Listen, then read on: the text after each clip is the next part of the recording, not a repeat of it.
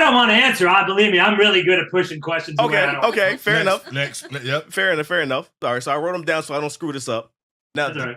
the first one is about, and this is actually really big, about the intros, because each episode had like a unique intro, and there's somebody on YouTube that like combined all of them where they all like came together. Was that intentional? Like, was that the game plan?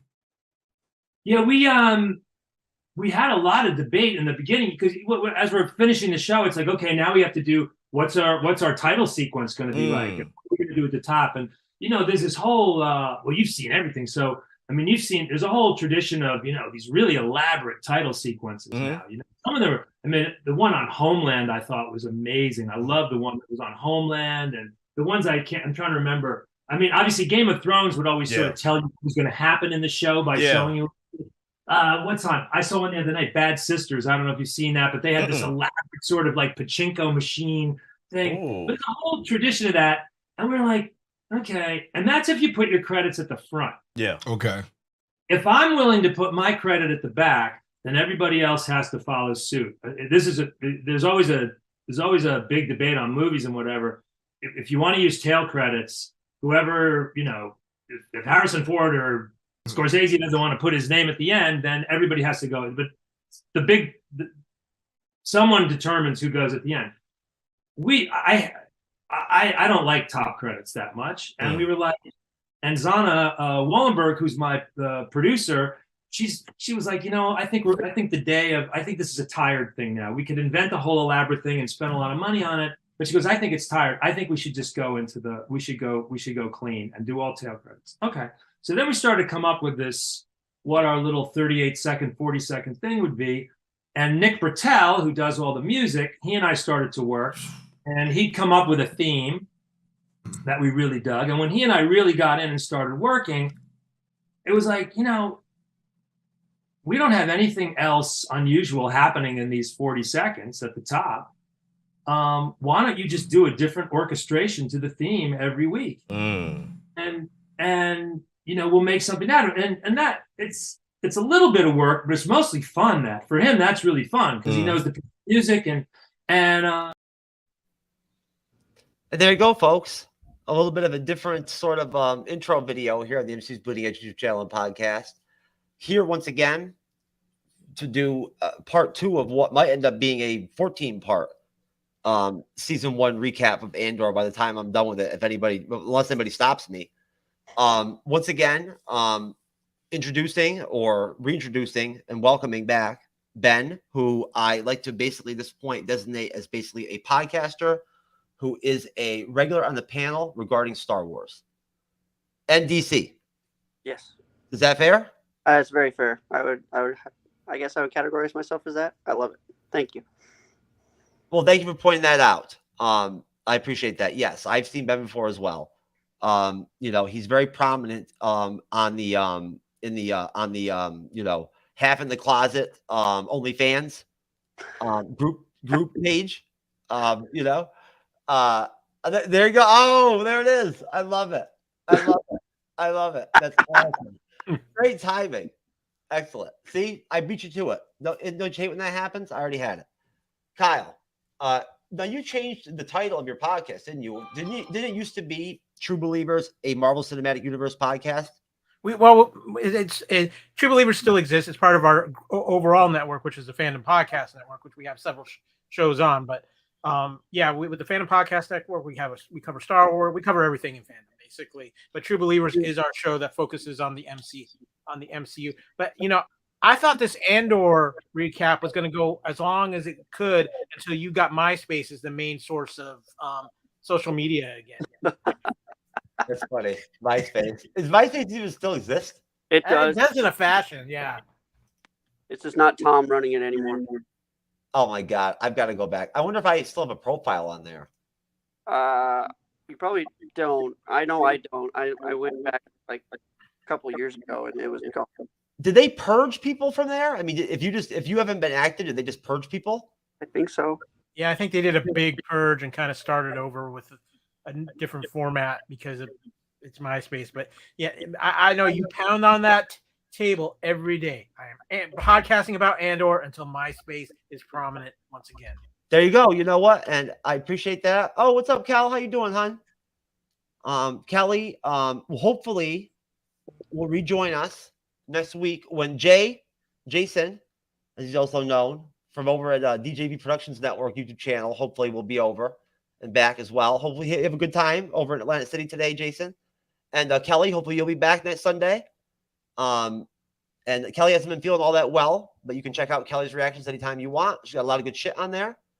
And we love you, Cal. Hope you're having a good day, hon. So the matter at hand, of course, besides my dedication to MySpace and Andor as well, would be, of course, well, if you haven't seen it yet, the thumbnail and the conversation I've had with Ben and Kyle before the show, which is the fact that we're going to focus on episode 3, The Reckoning. It's sort of a, I guess, a break point, a good place to stop out of. If there's one episode besides maybe, I don't want to get too far ahead, but maybe, see, I'm already thinking I'm like doing reviews right now. But maybe, if we wanted to focus on another episode, it might be Attack, right? Or something like that. Might be another one that might be a great sort of like, one to really sit down and kind of be like, okay, this is the reason why, this and that, right? But there's only 3 of us. I'm moderating, meaning that, I'm going to try to, actually keep my mouth shut more than not. And I really just love to hear you guys expound as much as you want, as long as you want, on episode 3, on the sort of the questions I have off of it. And just feel free, if there's shit that you want to talk about in the episode that on your own, have at it. Don't feel like you can't be confined within the structure of a basic question or whatever. Let loose. And Kyle, I know you have I don't have a problem with that. But Ben, again, Ben took the time to rewatch Andor, just like I've been rewatching it. I'm on my second rewatch. And that's doing my second rewatch. It's when I got stuck on episode 3, right? Where I just really got stuck for a minute. And I was like, wait a minute, this is really emblematic to me. And the reason for that is because of the fact, and this is where I'll start with my questions. And I'll start with you, Ben. Mm-hmm. For me, I know multiple people, and of course, these are creators I'm talking about. They aren't friends. I don't have any friends really that are big Star Wars fans that I know of, but other creators that are friends of mine that they dipped after the second episode of Andor. Now, remember, they dropped the first 2 episodes of Andor in one shot. Now, we've discussed before on part 1 of this recap of season 1 of Andor how Tony Gilroy sort of, and I'm looking for the perfect interview piece where he discusses this. I'm trying to find it because there's got to be some part where I can pull a segment out where he talks about when they decided to go in that direction. Mm-hmm. He did anyway. I mean, he was the shot caller of the show. But either way, which I give him a lot of credit for, a lot of people I know of, and I don't hold this against them, it's something personal. If anything, it frustrates me because I want them to have enjoyed the series. But they dipped after episode 2.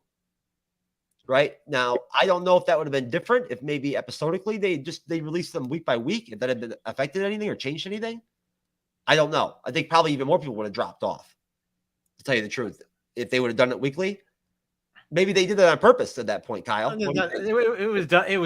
It was done on purpose because there is no way they could have sold Andor week to week with those first 2 episodes. No. It would have. The diehard Star Wars fans would have stuck with it because it's Star Wars, but the general public would have been, this is putting me to sleep. I mean, and it really, episode 3 is the I'm selling this show episode, and it's one of those things to where they knew exactly what they were doing. In fact, I still to this day contest one of the biggest balls that Disney dropped was they should have done some kind of in-theater experience with the first 3 episodes of Andor. They really should. Yeah. A Fathom event kind of thing or something. But what about Ben? But what about the balls for Tony Gilroy to have? Right? I mean, to even go in the direction he went with the series in general. I mean, yeah, he had to have like those massive balls to do that because of how slowly paced those first 2 episodes were. He took the time to really build up to episode 3. It wasn't just, how normal Star Wars was, where it's like wham bam, you're in the action, no real deep character development that just comes later after the action. The action is just there to grab you real quick and pull you in. no, Tony Gilroy started off super slow, like trying to tell these stories, and then episode 3 hits, and then that's basically the climax of the beginning story arc, and it's different. It's definitely different, and if they would have done it weekly episodes, yeah, I think people would have had a harder time getting a hold of it. No, Even most definitely. They did.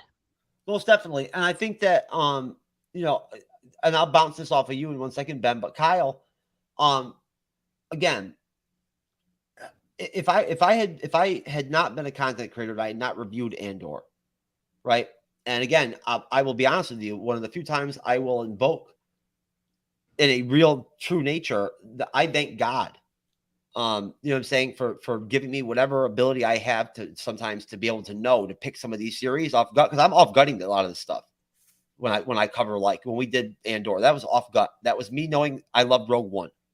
Well, I love Rogue One, so we're going to cover Andor. If Andor was like Rogue One, I wanted to watch it and cover it, right? It seemed like fun to me. And I was starting to dig Star Wars already. Even though Boba Fett gets torn down, I still liked it. For the most part. I thought it was more good than bad. I did. Right. And I already was loving The Mandalorian at that point. You know what I'm saying? So, like, at that point, like, I already was starting to get there. I just needed Andor and then that season 3 of Mandalorian to just push me over that fucking line. So now, like, you know, I eat, sleep, and shit Star Wars every day. Yeah. But no, I've been really lucky with that. And I'm sure my luck's going to run out eventually. I'll probably end up picking another Willow. I'll pick a Willow at some point here down the road, right? But in the meantime, I'm doing pretty damn good. Picking The Last of Us was a freaking good, hell of a pick. Shouts out outside of episode 3 of Andor, folks. If you have watched The Last of Us, I don't care what anybody told you. It is a good damn TV series. Really good. There's a reason that poster's up. You know, nobody gave it for free, unfortunately. I haven't reached that level of stardom yet. But Kyle, I myself am not the type where, even if I wasn't a creator, even if I hadn't reviewed it, I don't know if I would have watched episode 3 a second time right off the bat.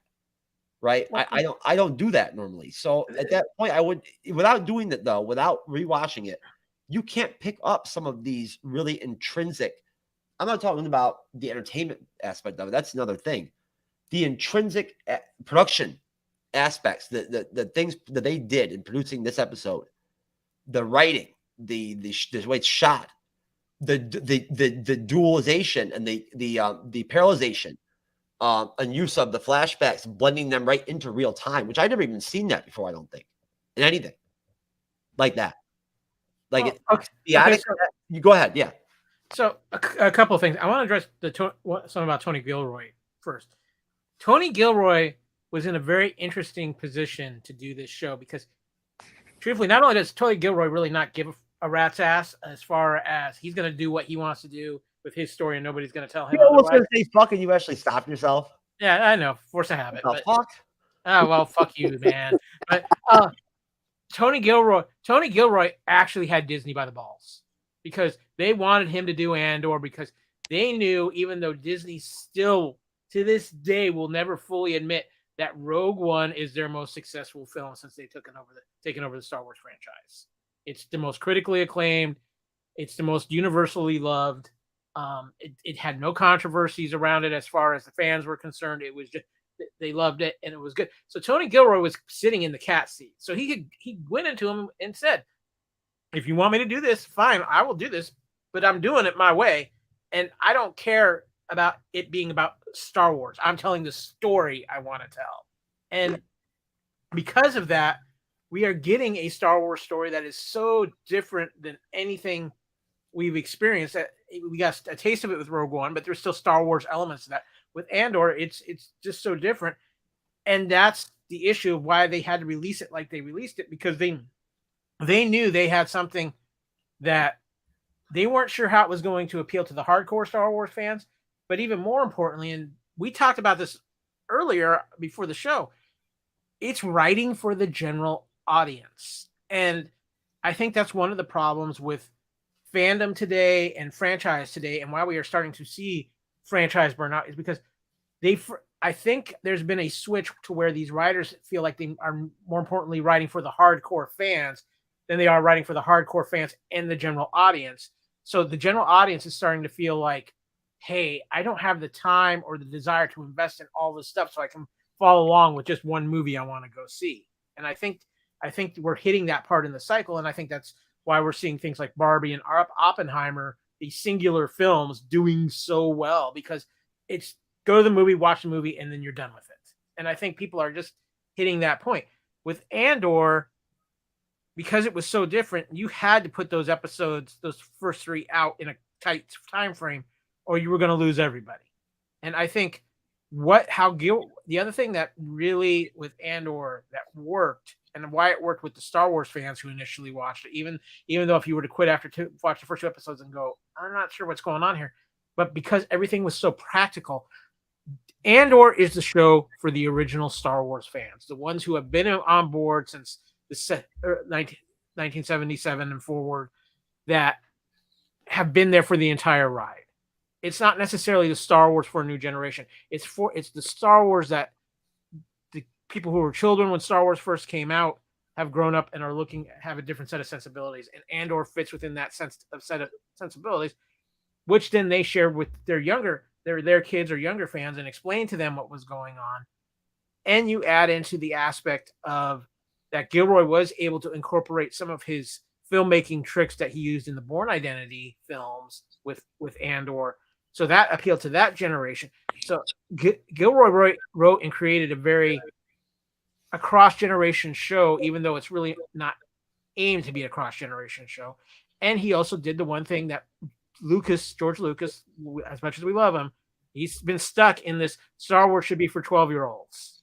Yeah. And it's not. And truthfully, it started with Rogue One and it continues with Andor. You're getting Star Wars for grown-up sensibilities. And that is something it desperately needed, because Star Wars is one of those franchises that it can have a show for adult sensibilities. It can have a show for every type of Star Wars, and it can have Star Wars shows that are just for kids, and they all work in one aspect or another. They don't necessarily need to tie in with each other, but they work. And this was the untapped part of Star Wars, and now they are starting to tap into it. And I'll be curious to see going forward, once Andor season 2 is done, if they're going to continue with having a Star Wars show that has a little bit of weight to it and a little bit of a darker theme to it. Yeah, and there you go. And honestly, I guess Ben had to dip out for a second. So basically I was gonna go right to him, but no, Kyle, I was gonna say in that is that I'm glad you mentioned at the end there, a mature audience is what this show is targeted. It's general, but also mature audience. You know what I'm saying? Whatnot. It's mature fare. It is. Let's be honest here. Like, I mean, I don't know. You and I talked earlier today about how I took my son to see Oppenheimer. He really enjoyed it. He did. The last hour or so was heavily dialogue driven. That kind of bored him a little bit and whatnot. But hey, he's like 13 years old. It's a 3-hour movie.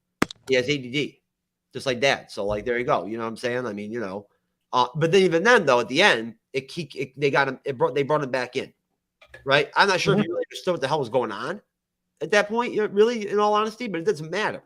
He still liked it, right? You see, now I don't know that my son would really like Andor. I don't know. I'll be honest with you. It'd be a tough sell with him. I thought about trying to have him sit down and watch the first season with me. I think after 2 episodes, he would not want to continue watching it. I don't. So real quick point to that. I think though too with Andor, what's genius about Andor, now that it's out completely, if you're going to introduce somebody to Andor for the first time, you don't necessarily have to show them the first 3 episodes because of the way Tony Gilroy did this show. To me, episode 4 is a great introduction to somebody for Andor. And then you can go back and say, okay, if you like that, now I'm going to give you this. Let's watch the first 3 to give you the setup so you have a better idea. Sure, because hey, the way we watch television nowadays, right, and TV series, a lot of times we watch them helter skelter, whatever the fuck we want anyway. We pick and choose which episodes we want to watch, and we fall asleep to certain episodes, and then wake up and we go to bed the next night and don't remember which episode we were even on when we fell asleep. So we're watching some shit that's 2 episodes ahead. You know what I mean? We're not, and you have to do stuff like that. Like that's how things are nowadays when we consume this stuff. So Ben, what I was going to do was redirect to you off of Kyle directly Yep. Sorry. And simply say, what do you have to say about what Kyle just said? Because what I noticed, what I quickly noticed, and again, thanks to Kyle, hats off to him. After talking to you on the phone and talking to him on the phone, Kyle really, I'd already been in a place in my mind where covering Secret Invasion really made me think about Andor a lot. Right? It wasn't that we were going to do the recap series. It was just the fact that there were tropes. I saw aspects of Secret Invasion that could have matched. They're similar to Andor, espionage. You know what I'm saying? Rebellion almost. There's some rebellious aspects to Secret Invasion, right? There's some similarities. The budgets are similar, right? Although Andor's was 250 million, and they did 12 episodes, and Secret Invasion they won't even tell us how much it really was, but it was over 200 plus million for 6 episodes. Now, where the hell did that money go? No fucking idea. But either way, you didn't see Secret Invasion all the way through, right? No, I haven't. That's okay. But there's no You're way. probably better off for it. No, you should finish it. You should finish it, just like people should watch She-Hulk and all that. I told my own daughter, she said, I think I'm going to skip She-Hulk. I mean, no, you should watch it. You know what I'm saying? Like, and then you didn't have your own opinion about it. Don't worry about what I said or other people said about it. You know what I mean? Yeah, of course. No, seriously. But no, I'll tell you, Ben. Oppenheimer. We were talking about Oppenheimer real quick before you came on. Yeah. It's a movie where if your kids were older, I would tell you in a heartbeat to take your kids. If they were 9, 10 years old, screw the R rating. I would tell you take your kids with you and go watch it comfortably. Okay. You know what I'm saying with that? Because I mean, kids should be able to handle a brief nudity scene for one or sex scene. You know what I'm saying? For one thing, I don't see why it's the end of the world for that. Because there is a spoilers, folks. There is a what is the actress that plays Lawrence Pugh. Lawrence Pugh. I didn't realize it was her, but there's a full-on sex scene with her. She is fine as hell. But it's short though. It is short, and it's actually like it's not graphic at all. It's kind of weird a little bit, to be honest with you, to tell you the truth. It's actually, I mean, it's not weird if you're a kid, I mean, an adult, whatever. Point being, the historical aspects of it are pure and true, and factual, and they're presented well, right, without bias or anything like that and whatnot. And it's a very historical teaching moment, I think, of a film that's also entertaining, and it's I think would catch a kid's eye even at a young age, right? Yeah. So, I mean, I can tell you right now, I know it'll still be in theaters in 2 weeks. When I go to see Isabella again, I'm going to make her go watch it with me. Hell yeah. I mean, to be honest with you, I was 9 or 10 years old when I saw Saving Private Ryan for the first time. So, hey, I saw Basic Instinct when I was like 8. Oh, gosh. Okay. I didn't know what the hell was even going on, but I thought it was cool. Yeah, I did. I enjoyed it. But no, to bounce off or contrast, I guess, off of what Kyle just said there. This is where this leads us into, there's no way around it, is into a conversation where you can't help at times, at least I can't, Kyle can't too, open up that can of worms of sort of how everything is I guess maybe because of the MCU in a way. Its original formula, it's caused us to connect everything. Yes. We parallel and contrast and conflate everything almost. And I think there is definitely burnout. I agree with Kyle on that. There's definitely franchise burnout. I mean, I feel it. I felt it with the MCU. Like, it's getting to be a little ridiculous. Don't get me wrong. I love the MCU. I mean, even with the DCU, it's kind of like, holy crap, I have to put in all this effort just to understand what's going on in a movie. I just want to watch a movie at the end of the day. But no, I mean, and Andor really does that. I would say Andor is basically like 3 or 4 movies, with each 3 episodes is one movie, and you can pick and choose which ones you want to do that. And Tony Gilroy did a great job of segmenting the show in that way, because you could watch the first 3 episodes and be content, or you can even watch the whole prison arc when Andor's in the prison. You can watch that separately and just bounce around and enjoy the show just as well as if you watched it episode 1 all the way to the end, in my opinion. And I think that's what I really loved about it. It's not necessarily connected to anything but Rogue One. Like, you understand, and even then too, It's not, in a way. It's its own story. It's about Andor. It's about Cassian Andor and how he joined the rebellion. It's a standalone thing, which I love. I love about it. And then also too, to caveat off of what Kyle said about it being more adult focused, it is.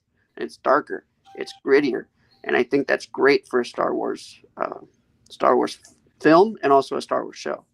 Because I think we do need some more serious things. And even in the comics that I've read just recently, there's a lot of darker stuff in the comics that's not in the movies that adds more depth to the story. You're talking about DC right now. Oh, I know. Behind me, yeah, I have. No, not behind you. I only know because I've been buying the comics lately again for the first time in my life. I'm collecting again. Oh, good. And Kendra, the Kendra, shout out to Kendra Smart and whatnot. That you guys, Kyle, you met Kendra one time, didn't you? I think so. Yeah. Yeah, you did a DC animated film with us. Yeah, I think. Yeah. No, Kendra's great, and she writes for a couple of DC websites that are actually pretty known. So I like her, and we're friends and whatnot and everything, right? So I had to go out and buy the run of DC Comics. It's just, I guess, recently come out with all of the Batman characters. Mm-hmm. Oh, yeah. Mm-hmm. With they all have the black fronts. Yeah, right? They've got Nightwing, and they've got the different Robin. They now and everything and whatnot. I bought the whole thing. I went to the comic book shop and just I bought the whole section. Dang, that's awesome, man. One of the things, Ben, I want to just play off what you said real quick about the fact that you can watch Andor in different parts. Mm-hmm. That's a genius of Tony Gilroy, though, because even though he wrote it in different parts and you can watch those parts, but that final part is such a summation of everything that happened in those previous parts that when you watch those final parts, even though they can stand on their own, it really makes you want to go say, okay, I want to know how we got to this point. Yes. And again, what I think Andor just proves a lot of things with it. And I think one of the biggest things that to me it shows is that we need to break out of some molds. And Tony Gilroy is not afraid to break out of molds and do things the way he wants to do it. And I think we need more creators like that. I think we have too many creators who are stuck in a formulaic system and they're afraid to force the issue to break out, especially when they're doing something within the Star Wars universe or the MCU or the DCU or any one of these big franchise films. It's like we need to learn to change it up a bit. And I think, I think that when I look at like the MCU, I think that they had an idea of wanting to change it up, but because of several factors, it became poorly executed and rushed. And I think that's where that was in Star Wars' case. I think the biggest problem is that Lucasfilms and Disney still have a creative problem. Yes, Mandalorian is good, but they are still stuck on only a certain group of creators. And unfortunately, especially like within the Mando aspect of it, as great as they are, they're all still following a basic formula and pattern that's been planned out. Where with Tony Gilroy, he just said, I'm doing what I want to do. And it's proving to be the most intriguing thing that has Star Wars fans and general people in general talking about. And I think that really proves a point of maybe we need to reassess how we're doing things in fandom. Well, yeah, because and to your point about like Mandalorian and all that stuff, it's basically live action Clone Wars. Yeah. Like it's and yeah, it's that same mold. It's that same like Jedi, Luke Skywalker saga stuff. Whereas, and then like you said, Andor, it's not that at all. It's not even close. And people love it. And I love it for that too. It's kind of breaking away from the whole Skywalker saga, everything. I'm going to be honest with you. It's nice to watch a Star Wars show that doesn't have the word Jedi every third sentence. When I mentioned that, the word Force is not mentioned at any point during Andor. No, like the Force isn't mentioned, Jedi, Sith. I mean, you don't even have Darth Vader. I mean, you have references to the Emperor, of course, but that's because the ISB works directly for the Emperor. But you don't have anything outside of that. That's it. Like, there's no Force users. There's no Force sensitives. It's all based around the ISB, Andor, and basically like it's almost like a detective thriller. With if you look at it from the ISB view. Like, it's a really good detective story, like cat and mouse. He's on the run from the ISB.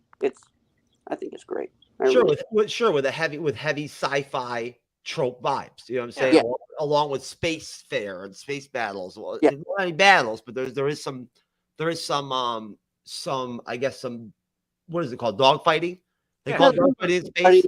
There's some firefights. Like, it's definitely, I would say, like a minimalistic though. It's not, you know what I mean? It's not overdone. Right. That's not crazy. It's very grounded. Very, very grounded. Yeah, it doesn't have that fantastical feel. No, to it's it. exactly what you expect it to be, fitting to this show. As a prequel to Rogue One. Now in Rogue One, there is the Force is mentioned. Of course. Yeah. Right, you know, and of course we don't have to get and we'll talk about this later on in another installment or two and whatnot when we actually start to kind of blend Rogue One more into this. I think there's a place for that, right? Although I don't feel like it's linear. I don't.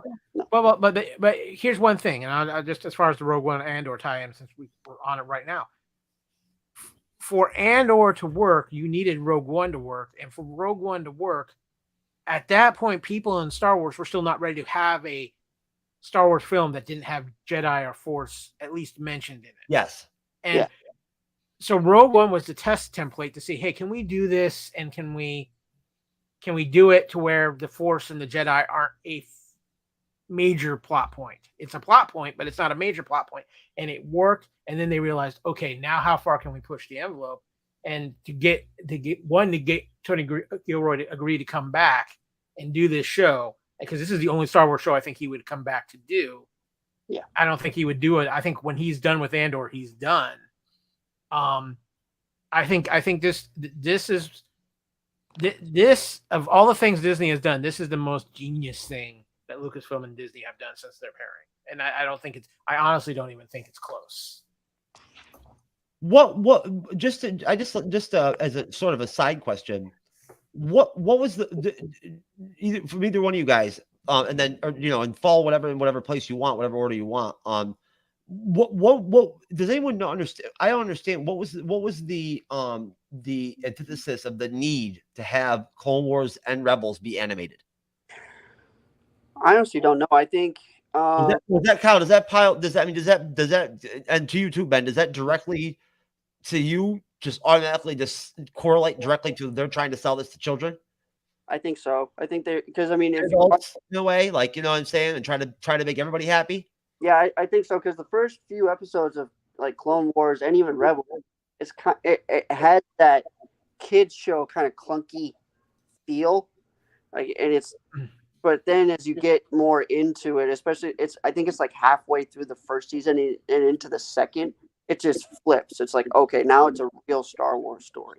Like the first few episodes, it feels, I don't like if almost I hate to compare that to this. I might get slapped for it. It kind of feels like a PJ Masks type of thing. I can only say that because I have kids and they watch PJ Masks all the time. But the first few episodes of like Clone Wars and Rebels. The only way you're gonna get slapped, Ben, is if I actually edit out a clip of this right here and play this as a short or whatnot, and then you might get slapped at that point. Yes, people will they'll get right in the comment section. They will not be happy with you.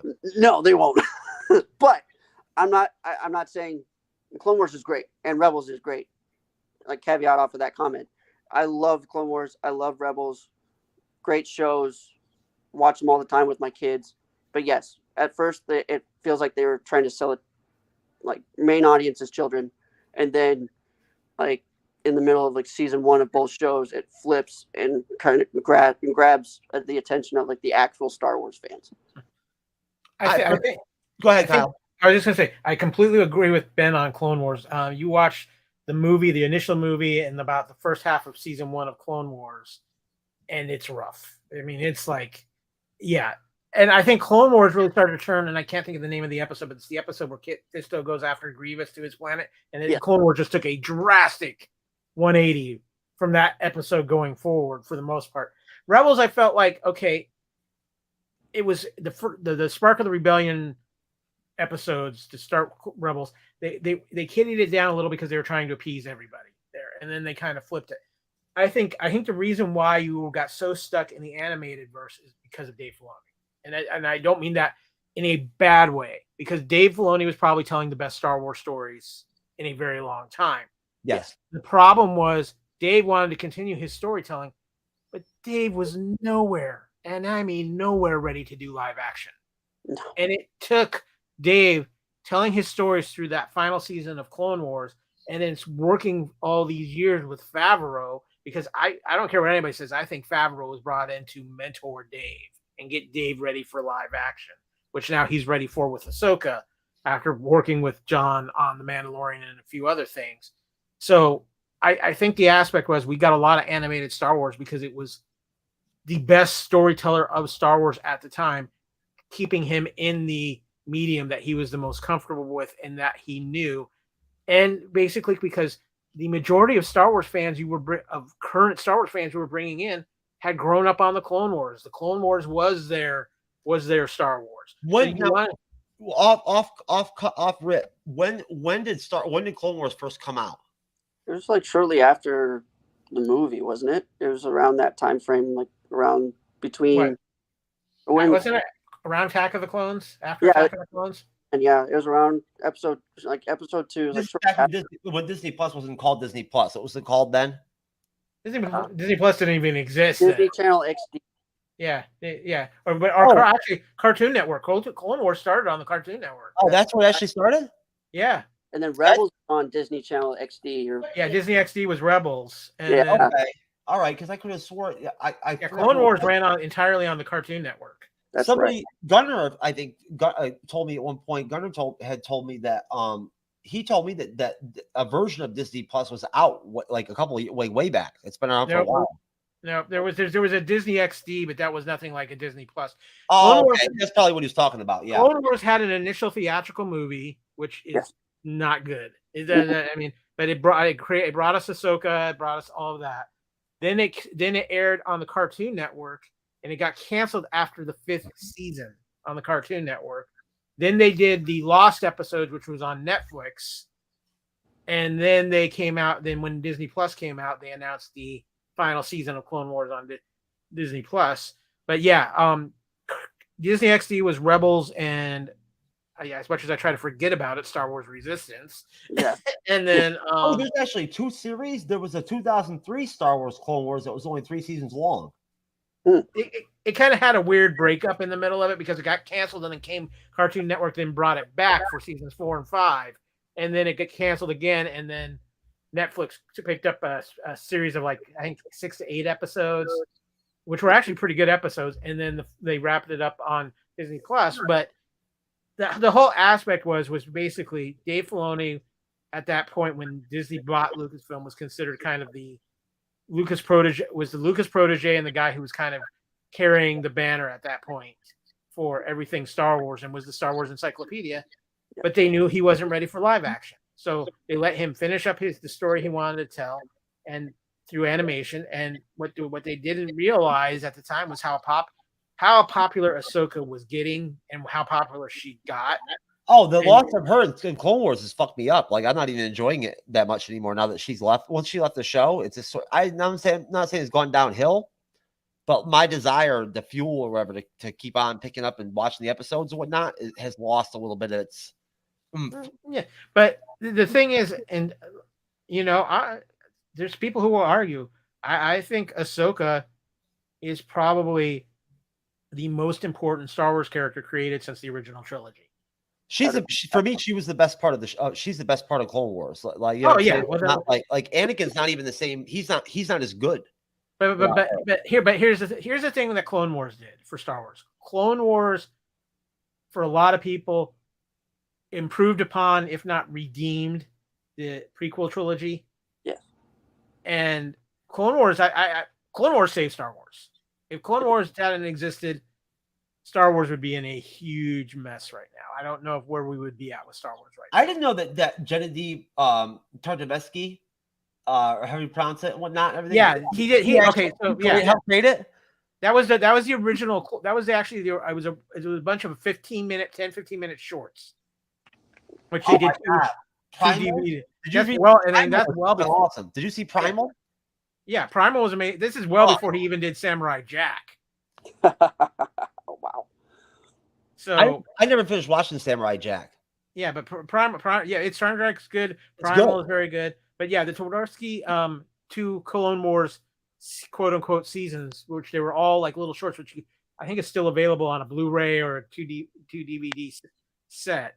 But they are getting harder and harder to come by because I think they. Is that why is that why it still says in Disney Plus the last season of Clone Wars or whatnot? Did it just literally come out recently or something?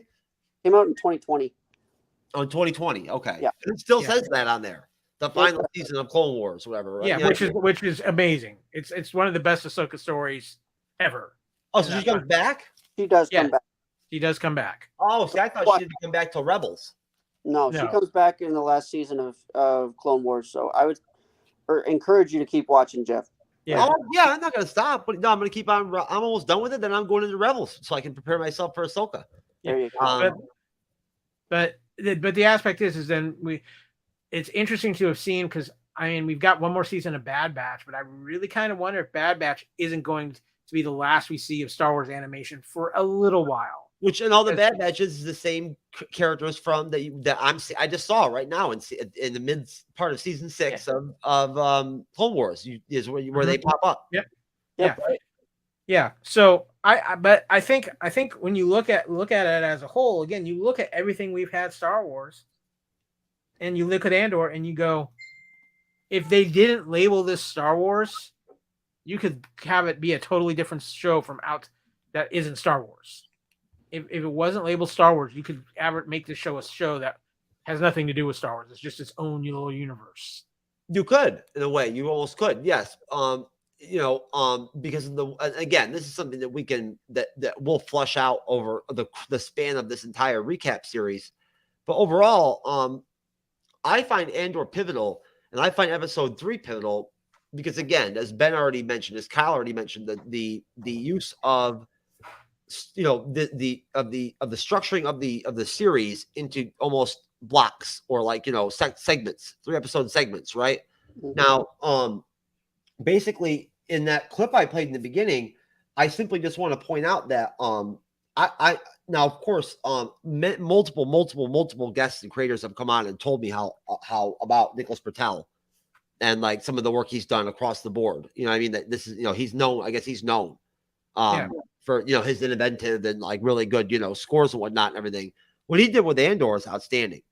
Like I'm almost actually considering buying the actual score, the soundtrack. Yeah, the score for Andor was phenomenal. Yeah, I mean it's because it's just really good, classic music, to some extent. I mean, if you don't mind to have in the background, I guess, right? Oh yeah, I mean, my wife and I, kind of go off topic. My wife and I just rewatched all 8 seasons of Game of Thrones, and I mean, it's interesting to see how a soundtrack can either make or break a show. Oh yeah, Andor is one of those perfect examples. Like a soundtrack makes the show because the music that's in it builds the tension, or it builds up the celebration. It could either be something that's not even noticed. Yep. Or it can literally be so connected and so tied into the actual what's being performed and shown visually. Yeah, it can not. I don't think it can eclipse or like carry, right? But it can be symbiotically powerful and a big part of defense, for instance, right? In Oppenheimer, they use they do well with the score. Well, then in Game of Thrones too, like with the Night King in season 8, that whole like they're starting with the piano and building up all the way until the Night King gets killed. That the music just pushes it and it builds it, and same with Andor. Like I love the prison sequence. I know we're kind of going off of season 3, or episode, excuse me, but in the prison sequence, it continually in all 3 of those episodes, the music just continually builds up until they just escape, and that's when the music just climaxes. Sorry, what's so interesting about that too, especially with Andor score and soundtrack, is, and to me sometimes I think this is a sign of an incredible score. Mm-hmm. You don't necessarily even notice it. It's all of a sudden it's just kind of there, and you may not even notice it till you go back and rewatch it, and you can focus more on it. But because it's so complementary to everything that's going on, it's just all one seamless package. And I think there's two different ways you look at scores. Sometimes the scores you don't notice, but they're in your head afterwards. That's a great score. Or you have a score like the actual John Williams Star Wars opening theme, or Alan Silvestri's Avengers theme, or John Williams with Indiana Jones or Jurassic Park, where you hear those first early notes and you know exactly, and it just takes you right to that place. Where with like Andor, and even I think in some aspects with Game of Thrones, even though except for it has that amazing opening piece, but the Andor music is so underscored, but it fits in so well with what they're doing. Yeah, you could never do the Game of Thrones stuff and actually have the. I've watched one of the full videos on YouTube where the orchestra plays where they do those shows. They toured there for a long time, didn't that orchestra or whatever? They did the Game of Thrones music. Yeah. And it was great. I enjoyed watching it. It looked like a really good experience and everything and whatnot as far as like a concert goes. Yeah. Don't forget, Ben. Remind me when House of Dragon comes around, we start reviewing that bitch. Believe me, you want to be in on one of those episodes, man. Oh yeah, fun. Definitely will. I definitely will. I love House of the Dragon, but yeah, House of the Dragon is really good. But no, but again, Kyle, Ben, until you rewatch this stuff, you can't pick up the nuances of the fact that that intro music is changing every single episode. No. Right? You almost have to rewatch it. The Andor episodes are longer than the Secret Invasion ones, thank God. But they're not that long either way. But there's a lot going on to where, like, it's hard to sometimes pick that stuff up right off the bat. It is. And I mean, it wasn't until subtle. It's subtle. Yeah, it is. And I mean, it wasn't until the second rewatch that I did getting ready for these, I noticed that. I was like, oh wow, if the opening sequence builds on itself, it changes whether it's sad or whether it's like go get them rough and tough, like we're gonna go fuck some people up, or something like that. And it changes. And I love that. It was really I want to thank Kyle. I want to thank Ben very much. I want to thank everybody that's kind of like hung in with me with Star Wars and stuff and whatnot. Maybe I've been a little bit of a novice here or there. I've been moderating shows and episodes and whatnot, not even really knowing a lot about what I was covering at times. Just doing what I feel like is my role confidently, though, too. Like I don't second guess myself. You guys know that. It is what it is. I'm going to cover shit what I'm going to cover. People like how I do it or I don't. And I make mistakes. I do, but I do care. And at that point, if not for people like you, creators like you, having guests on like you, I wouldn't be doing extra things like actually caring enough to go out and look for and sift through and find little 3-minute sections of Tony Gilroy talking about the creative process. You know what I'm saying? Whatnot, because I just feel like it's so pivotal. There's so much to talk about when we do these shows, we can so easily be distracted from our core material. At that point, it's nice to be able to bind it back together with something visual and actually listen to the people that were a part and responsible for producing what we're covering. I think it's intangible. It's an intangible sort of aspect that's core. It's that should be core in a way. But again, this is stuff that's supposed to entertain us, right? You know what I'm saying? It's to some people it's a little boring to talk about cinematography, right? But you don't get episode 3. It doesn't have the impact that it has. If go back and rewatch it and really look at it and notice that if you have any common grasp of film production, cinematography,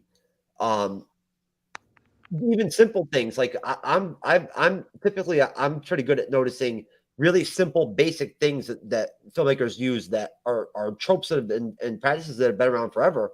Like simply zooming in and out with a camera on somebody, like blur their face or something like that. Like in 7, they do that at one point, right? Yes. With John Doe. At one point when he holds that gun, that's fine, Ben. I'll send you out. At that one point when the gun gets held to Brad Pitt's head by John Doe, right? It's also one of the 3 times in the entire movie where there's a period of silence. Other than that, there's always background music. They focus in and focus out. That's all it is. It's not a digital effect. Real quick, because I would just want to get Ben's take on this before he's got to go. One of the things that Tony Gilroy does with Andor, and this ties into the first 3 episodes, actually, I believe. He pulled an old trick from especially TV from like the 90s and the 2000s, but he fit it into Andor season 1. If you go back and watch TV, especially I would say from the late 90s, early 2000s, most first seasons are rough, especially like the first 10 episodes, because they know they can't get super creative because they didn't know if they were going to get picked up or not. Yes. And so they kind of did a little bit of paint by numbers. And what Tony Gilroy pulls off with the first 3 episodes of Andor, and the reason why sometimes some people will say this isn't pulling me in, is he pulled a little bit of that trick with Andor. The first 3 episodes are a little paint by numbers, but then by the time you get to the final arc where they go back to that planet and you're involved in all that, you're going to want to go back because those aren't paint by number episodes anymore. They have a lot more value to what's happening at the end of the story. Yeah. So even if somebody were to jump in Andor, like at the beginning of the second arc to get introduced to it, by the time when you get to that place, like I need to go back and rewatch those first 3 episodes because I think there's stuff I missed in there. And it's a great way to keep people invested in your show and doing rewatches because they realize how much more, if I missed this much in the first 3, what else did I miss throughout the series? Exactly. No, and I noticed that too. Especially, I mean, we even saw it in the Harry Potter book series. Lots of people skipped like the first 2 chapters of the Harry Potter book, the first Harry Potter book, because they were dry, they were slow. But after you get past those 2-3 chapters, the rest of the book's great. So you go back and read it. And I love how Tony Gilroy did that, kind of tested the waters with those first 3 episodes. Like, hey, we got this really cool idea going. We're going to just put it out there, see how people think about it, and then go from there. And obviously it did really well. And they just took off from the 3rd episode on. And I think also a good homage to, and I was just thinking about this, it's a good homage to the original trilogy. Because George Lucas started at episode 4. Yeah. Episode 4, 5, and 6. You can go in and watch Andor episodes 4, 5, and 6 and have it be its own story arc. And I don't know if it was intentional or not, but it's a really good nod, good homage to the original Star Wars trilogy, which to your point, again, also Kyle was saying, like, this is for the true Star Wars fans that grew up from 1977 and on to present day. So that's my take on it. Yeah, you know what, Kyle, and the way that Ben just really said that, it hit me finally. What you mean by that? You're talking about people like our age, where when we saw the Star Wars films, we were little kids. Yeah, to some extent, right? You know what I mean? Like I was. You know, like Andor is a show that grew up with us. I see. So it makes sense to me now. It's because it fits perfectly with why I liked it. Yeah. Right. Like, you know what I mean? Like, you know, but at the same time though, it's one of those things. It's like that the original trilogy of Star Wars is such a crucible, right? That, like, you know, I don't get me wrong, I love them. I haven't watched them in a long time, but either way, I felt uncomfortable ever even so much as saying things ever, and I still to this day do, of saying anything. I have to say, Andor is the best Star Wars stuff I've ever seen besides the original trilogy. It's the truth. There's a lot of people who feel that way. But I won't lie to you. I feel compelled internally that I have to say that also, because I don't want to disrespect anybody. Well, but you're not. I don't think you are. Because I think there's enough Star Wars out there that there's something for everybody. Whether you're a fan of the original trilogy, whether you're a fan of the sequel trilogy, and vice versa. And this is what I was talking about earlier: is that Star Wars is a unique property in its own, where it can do projects that cover a certain age range or all age ranges, and it works. There's very few. I don't even know if the MCU can really pull that off. To be perfectly honest. All the stuff that I would ever make fun of if we ever I'm sure eventually we'll review. Now that we do movie reviews and everything whatnot all the time, I'm sure we're gonna and now we're on Roku and gonna be on mobile apps and all this shit whatnot. We need content. I'm sure we're gonna freaking review the original Star Wars trilogy at some point and whatnot, and it'll be intense. But of course, there's shit there I can make fun of. What are you kidding me? The Ewoks? Can you imagine the shit I'll be talking about? I'll be coming up with the Ewoks and their shit. But you know what? All the things I make fun of, though, the who cares? The who cares stuff. It's like whatever. Yeah. Well, I mean, my wife and I, we went and watched, for the 40th anniversary of Return of the Jedi, they did a re-release in theaters. And my wife and I, on Star Wars Day, May the 4th, we went and watched Return of the Jedi in the theater. And we walk out, and she was like, "That is so cheesy." I was like, "It's great." It's cheesy, but it's great. I love it. Well, it's products of the time. It's products of the time and what it reflects. Ben, let me cut you loose, brother, because me and Kyle will keep you here forever, man. Hey, stay in touch, brother. I want to make sure I can try to get you on that Sunday. Of course, yeah. We'll touch base this week. And... Oh, you know what? We're doing our last DC animated film too. Our last DC animated film review is actually this Wednesday. Just so you know. Let me know. I'll look at the schedule and get back with you on that. It's Green Lantern, Gotham. Green Lantern. I'm like having a complete brain fart. Emerald Knights. Okay. Yeah, just text that to me, and I'll let you know. I will, brother. All right. Tell the family we all said hello from the Bleeding Edge. Of course, brother. Thanks. All right. Take care. See you, Ben. Bye, guys. All right, brother. Kyle, my friend. Mm-hmm. Now, see, I'm not gonna lie, folks. Shameless, like capitalistic pig fucking motivations kicking in right now. I love Ben to death and whatnot and everything, but when you're a content creator, you have to just be willing to just keep on moving and whatnot. You got to drop. Those are the personal connections I have no problem dropping. People come in and out of our shows all the time. I'm used to it. You know what I'm saying? Well, no, I don't mind people coming on for 20 minutes. Who gives a shit? Yeah. They're all my friends for the most part anyway, right? So and I think it's cool that people just dip in and dip out. It shows kind of a sense of family or like a team kind of vibe that I like.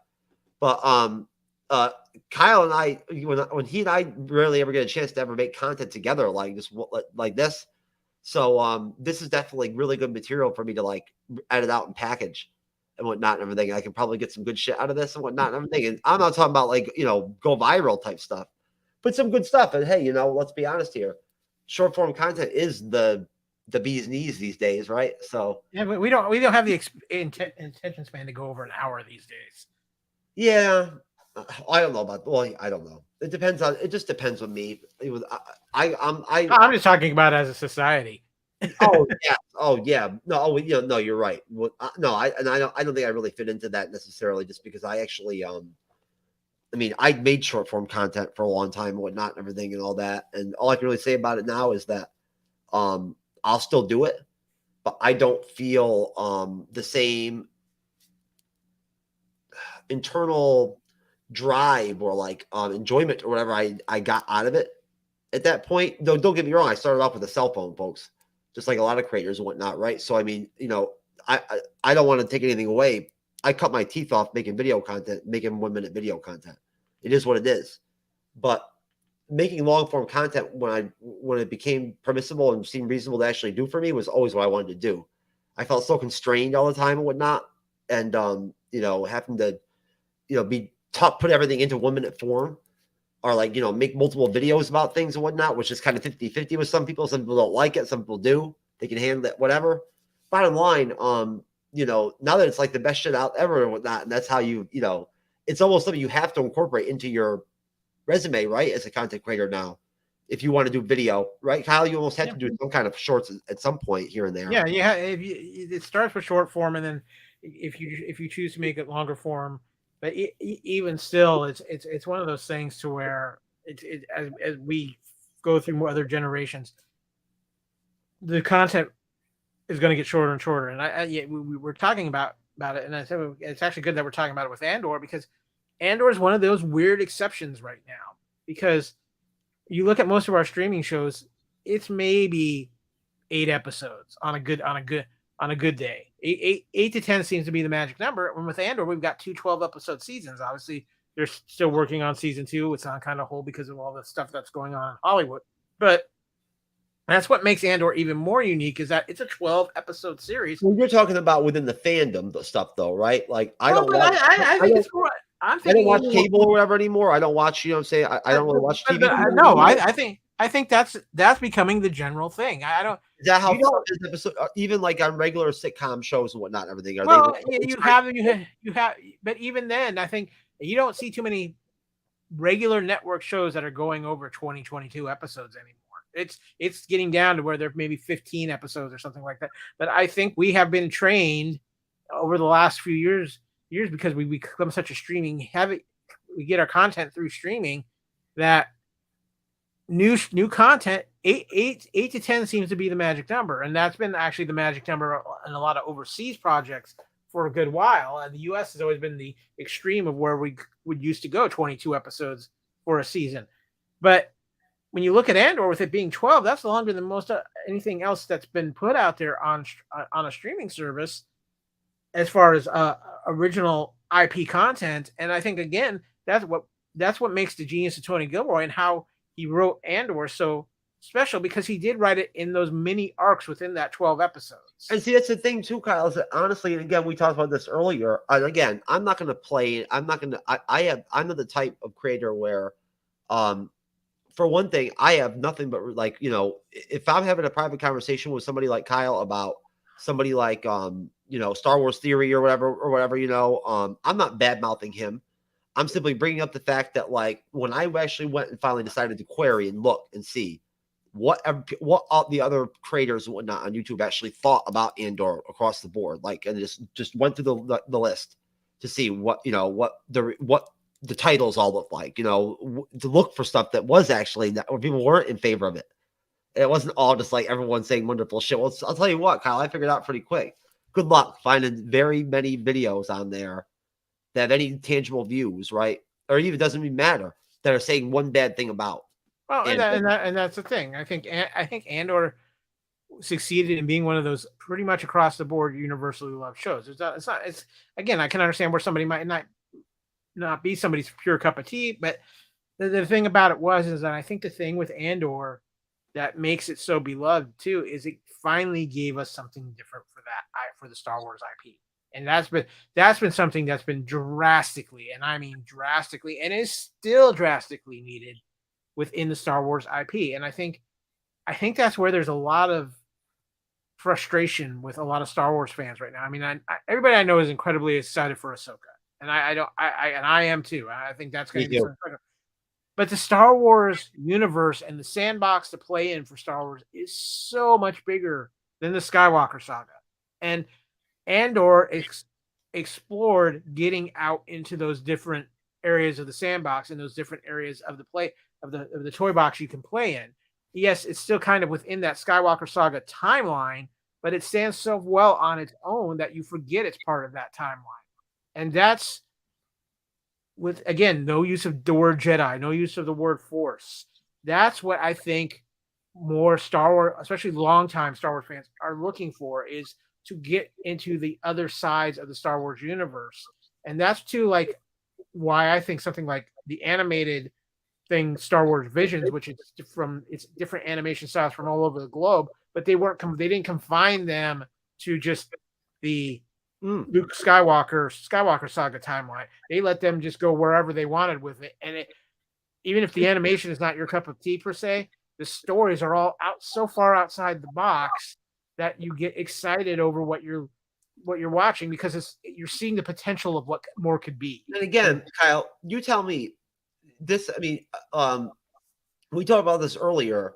How, you know, where I was heading in the direction earlier when I was mentioning, like, I don't think I'm a good, like, metric really when it comes to, like, how I become a Star Wars fan. You know what I'm saying? Because I did it through content creation. Yeah. Right. So I don't know. I don't think that's the same thing as if, you know what I mean, if you're somebody that, you know what I'm saying, is just out there. If I hadn't, I don't know if I would have watched Andor. Well, but I don't know. I have no idea if I would. I don't know. I mean, again, I'm a content creator for over 5+, you know, for 5+ years, right? Yeah. At that point, I just feel like my lens is different, maybe. Well, but here's the thing. I don't think it's necessarily that your lens is different, because I think there's a lot more people who check things out in the name of content creation now than just, I want to watch this. Because there's content because there's a lot of content creators out there. They want to be able to talk about what the lexicon is talking about.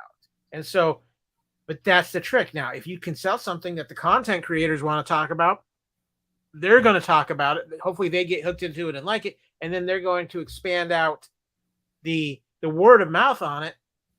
And then it's like you're basically getting free marketing for your product in a way. Oh, that's one of the, I won't lie, folks. Since I've been lately, I've been feeling more willing. So for some reason, being around Andre as a pop culture guy makes me just feel like I want to talk about actual content creation sometimes during shows. So one nugget I'll drop is that true knowledge is not a title that means that like I've got some grandmaster plan or whatever, whatnot. Like the writing of Andor or whatever. But what I will tell you is this: there's a reason why I became a live streamer. And Kyle just mentioned it a minute ago and whatnot and everything. And he knows the projections.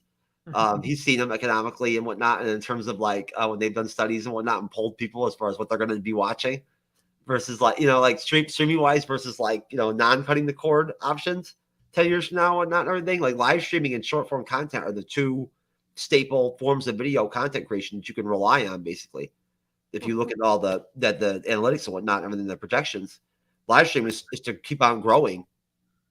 I think the interesting thing that has happened though with it, and this goes again because we're talking about a streaming show here on this episode, but the whole streaming phenomenon, whether it's live streaming, streaming content, streaming episodes, whatever, got rapidly pushed ahead because of COVID. No, it did. And what I was just going to simply say is that I did always know, I just don't always talk about this stuff. I always knew that eventually down the roads, from like you mentioned earlier, because from a cyclical nature, that's how how things can be almost kind of rotational in different areas, different compartments of life or areas of life and entertainment. What people are into, what's niche, what's I'm saying, what's these knees, whatever, you know what I mean, blah blah blah, what's trendy. I always figured that eventually short form content, people would start wanting a different form of long form content, right? You know what I'm saying? Like, they would want Andor, but they'd also want stuff they could watch on YouTube they could connect to on a human level authentically, like live streaming, right? Where instead of it just being like a live stream, so like other ones I watch where it's about like, trying to make money off of it or whatever and whatnot. Yeah. Like, trying to whatever, engage in like heavily with the comment section, and driving that, pushing that, your show to be that way. There's going to be people that are going to want to see discussional live stream shows like this, where people are going to have real discussions about like the things that they like. And the trick of it is that because we're in this point too, where I think we're kind of in everything streaming got pushed ahead so farther than what it was ready to be pushed streaming. And I think we're having a little bit of a self-correction with that right now. But the other aspect of it, when you throw into it, Jeff, and I don't think it's so much of a long form content creation, because I think that's fairly safe for the moment, but short content creation, short-term content creation with these shorter things, these shorter YouTube videos, TikToks, things like that. The problem is that is going to arise sooner than later is that on the short form, that's where your AI issues are going to start coming in too, because an AI can whip out a short form in no time, where you and I have to go still through a creative process to even create short form. AI, you plug in a few words, a few things here, it's going to create a short form piece of content in seconds. And what's going to happen, and what the uniqueness of long form content like shows that I consider anything over a half an hour anymore long form content. That's just where our society is at. That's reasonable, I think, too. Yeah. I think anything that is 5 minutes or less is going to become so saturated with things from AI that you're only going to get your true opinions and your true discussions from things that are in long form format. And I think that's where that lends towards authenticity. That lends towards people wanting that human connection and whatnot, right? And everything. Right. But I think anything short form content, that's where AI is going to take over. And I think what do you mean though? Like logistically? Because I use ChatGPT. You know what I'm saying? Well, not I was gonna say, like, I'm happy and thank you, Jeremiah. for putting me on it, whatnot. He saved me some money because when I jumped in, it was right when they were cycling in between versions or whatever, whatnot. Yeah. And I got a deal. You know what I'm saying? If I'd waited any longer, whatnot, I would have to pay more money for my package. But I haven't even really completely figured out its whole use yet. But for me, that's a problem for titles and descriptions and stuff like that, whatnot. Yeah, but that's the problem, and that's still one of the issues with AI right now. I do edit the ChatGPT on my own. Yeah. You know what I'm saying? But the thing with AI right now is that in truth, that the information you get from AI is about as reliable as you're taking the information from Wikipedia. Oh God, don't even get me started. Yeah, I mean, the one thing I'll put out there right now, folks, if you ever consider getting involved with ChatGPT, understand that it does not recognize you on a day-to-day basis. Like when you start fucking with it day-to-day like I do, it doesn't care that it doesn't recognize you as an individual or anything like that. No, it just recognizes the information it's getting. Yeah, you can't just come in and be like, oh, hey, you know what? It's me. I thought you could. It's Jeff. Here I am. It's the Monday show. Whatever, you know what I mean? We're not there yet. No, it doesn't just remember who you are and what your YouTube channel is called. You got to go back and you've got to learn how to refine your querying to where you can put all this, give them all this information. And that's where all the AI jobs are now, is building the questions to ask the AI. Yeah. Get what you need. That's what you're hiring people to do AI jobs for. I mean, quite frankly, if I just anticipated that it would have the ability to do that. Yeah, but there are businesses that are hiring people just to sit there and write questions to AI all day to build an answer in a database. Oh, of course. Well, I mean, that's part of investment. The investment you make to to make money to make a lot of money. But Kyle, I think that and this is a cool thing about live streaming too, is that I can go back and I can change the title and the description of this show, and I can change the thumbnail if I want to, right? And just say, I can save the episode. You still have control. Yeah, I like that, and it's nice to know that. But I'll tell you, that for me, I guess as far as Andor goes, I think I want to play a trailer. I think it'd be a kind of a good reset so that we can kind of at least finish off with Andor. Yeah. Right? So I'll let you pick. Okay. Would you rather watch a Rogue One trailer just to spice things up, or would you rather see an Andor trailer? Let's throw on the Andor trailer. Let's stick with what we're doing.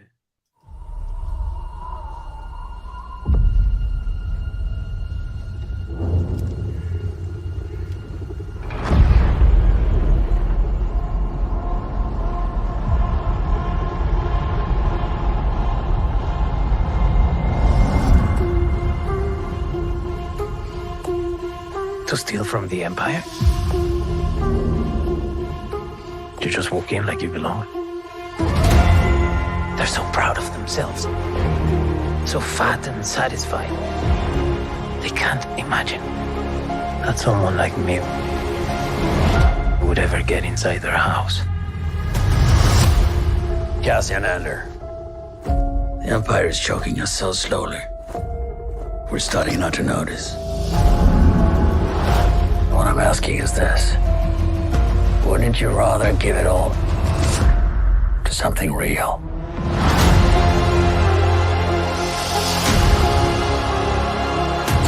I need all the heroes I can get. For the greater good. Call it what you will. Let's call it war. There's fermenting out there, son. Pockets of fermenting. You're in my net. Are you a fish? Or are you a thief? You're slipping. I'm not slipping. I've just been hiding for too long.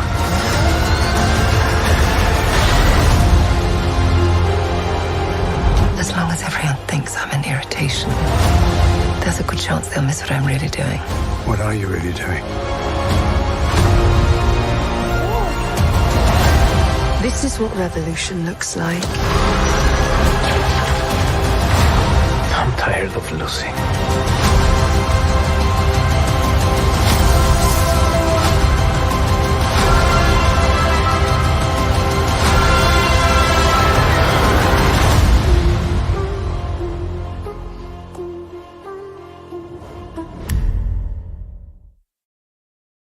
Oh man, that music is like fucking haunting, dude. Yeah, and that's one of the things too. That's when you use the music to sell it because of that weight of that music, and it just pulls you in. What? God, I could almost go back and just listen to that music again. I swear, that's such a good trailer. Oh yeah, the trailers for Andor were. Oh, well, you know that. Well, you know that. I don't think I have to. You probably understood, Kyle. It wasn't just Rogue One. It was the trailers too. It is the trailers. Like with The Last of Us, you know that I only did The Last of Us because of the trailers. That's all I needed. You know what I'm saying? Whatnot. I just, I saw the trailer and I'm like, oh fuck. Yeah. You know what I'm saying? Like this looks like something I want. I wanted. The timing worked out. You know how it is. You know how with schedules and whatnot, with the people and everything and whatnot, where I could have people on. I'm like, you know what, this works. Let me just pass it by Cyber and Loki's mom and Renee or whatever and whatnot and see what they think. Which I didn't really care anyway. But I'm just joking. Of course I did. Yeah, no, but that's the thing. I think the thing that Disney did so well with Andor 2 was they sold the intrigue of it. So when they did put out those first 2 episodes, even though we had to wait a week for that third, people were so intrigued by the trailers and what they saw in the trailers. And what they did was they put a bunch of stuff that wasn't in necessarily those first 2 episodes in the trailers. So people were intrigued to say, okay, well, when am I going to get to this? So they invested in the first 2 episodes of Andor, and in the aspect of then they felt committed to staying with it. So it was great, and that end of it was great marketing by Disney. And I think I'm sorry, I'm to this point, still this point. Andor is the best thing that has been put on Disney Plus since Disney Plus's creation. It's been the best marketed thing. It's been the best produced thing. It's been the, I think, most well received thing that's been put on Disney Plus. My response to that is that you're probably right. Right. I've never thought about it like that before. You know what I mean? Whatnot. I'd have to really think about it a little bit longer than just right now. But if I had to just off cuff, I'd say you're probably right. The only other thing that I could think of as far as that would be The Mandalorian. But The Mandalorian is still different. No, it's different, totally different. Yeah. But The Mandalorian is different because The Mandalorian played on nostalgia. And where with Andor, Ish is playing on the timing and the uniqueness of it and whatnot and everything, right? Like, you know what I'm saying? I mean, but no, and there's a lot to grab with Star Wars, but no, and that's the thing too. I was just kidding. Like, it's redundant. It would be redundant to even bother to fucking go not to ask your co-host what his opinion, or ask your special guest co-host at that time. Yeah, they're going to be on the shows. Like if they're down, you know what I'm saying, or what their thoughts are at least. You know what I mean? Or not, Yeah, exactly. Something like that. I'm like, I know, at that point, just like I do, they're going to go watch the trailers. Yep. You know what I mean? They're like with The Last of Us, right? And and I'm thinking in my head, I know these people. They're gonna see this shit. Like Last of Us, I had played the game, so I was already all. Oh, of course, yes, and just that and that whole dynamic on its own, was interesting for me. The experience was like, was covering it, and just semi getting involved with like the dynamic of like there being of course there was tension with the game, giving the people that love the game and everything and whatnot. I experienced some of it myself, personally, just trying to like talk to people online and Facebook and whatnot, everything that like the game and representing, saying who I was and what I was there to do in these chats or groups to do, which was just to learn, get things from the gaming people's perspective. Well, and see, this is the thing too that I'm looking at going forward with, and we've talked about Andor a lot, and we talked about the episode 3 and how episode 3 is just that first arc and that third episode is being the selling point episode for it, where it goes up another level. Even though really you can, again with Andor, I think you can bring anybody in at the start of any of the other arcs and sell them on that, and then have them go back.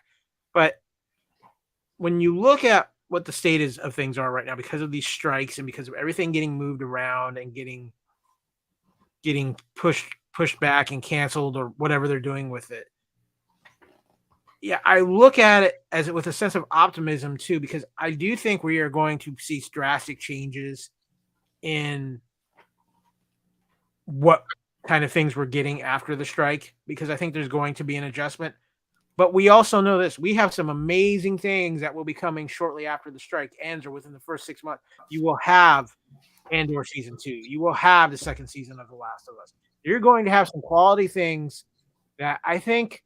That's right. The second season of The Last of Us comes out next year, doesn't it? Well, hopefully, yes. I mean, it's depending on when they can get the filming schedule completely figured out. And but the good thing about it is, and I think it's going to get really ugly, I think, before it's all said and done, and we're going to go without for a while as far as a lot of new content. I think it's a good thing because I think fandom, one of the things that's happened because of streaming and all the other stuff is we're just under constant bombardment now. There's always something. And I think we need to learn, especially, I think for like our generation, Jeff, we're used to it. We learned how to go without because there wasn't this all of this stuff out when we were growing up. We didn't have. Oh no, Cal, I don't ever talk about this and whatnot. And again, and a part of it is because of clarity. You know what I'm saying? And whatnot, and this is somewhat personal, folks. And I like to keep my personal business in some areas, in between me and my fellow creator friends, whatnot, like Kyle, but we do have some secrets here. At least I do. I just make sure that I don't put out too many details about She-Hulk and the strap-on. Oh, whatever. The She-Hulk wasn't even that horrible at the end of the day. It's just I just thought it was funny how I don't know. You know why She-Hulk pisses me off. It's because I don't like the fact that it was the first time in my experience in the MCU fandom. I was never into fandom. Was the whole point I was going to say.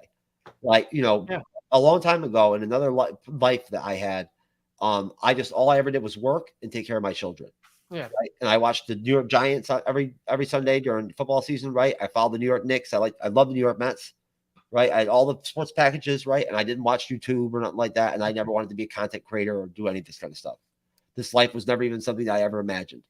And I'm saying, if you would have told me back then that like I would be doing a show like this, I know a fucker like Kyle. I'm just kidding. But no, I wouldn't believe you. I'd be like, are you fucking seriously? The fuck's gonna happen to me between now and then to make me do that? Like I like my life, and I did like my older life, but it's all good. I like being a content creator; it's fun. I love being a live streamer. I'm proud of it. I'm proud of the long-term collaborative relationships I have with people like True Believers and Kyle and Kevin and whatnot and everything. Right? Cyber is too, and we should be proud. You know what I'm saying? Like because again, that stuff's cyclical too, Kyle. Yeah. No. People in the audience of stuff like this are going to start to notice more and more, and care more and more about authentic, genuine people actually collaborating and whatnot and everything, right? And like, you know what I'm saying? Because let's be honest, that's the hope. At any rate, that's hope. But the point I want to get to though, Jeff, and even though it was a different time for you then, we didn't have the plethora of what we have had for the last 10 years of things in fandom. Some of the stuff we never thought we would see. No, you're right. No, of course. Or in the absence of, the TV season is over. Now it's on to the next thing. No, there was no next thing to hop onto. You were stuck waiting for the next season to come out. No. And I would have been, and honestly, I would have been been a full-fledged member of the MCU fandom and would seen all the movies in the theater and whatnot, and everything, if not for some twisted in terms in life and whatnot, where I just didn't go to the theater for a long time.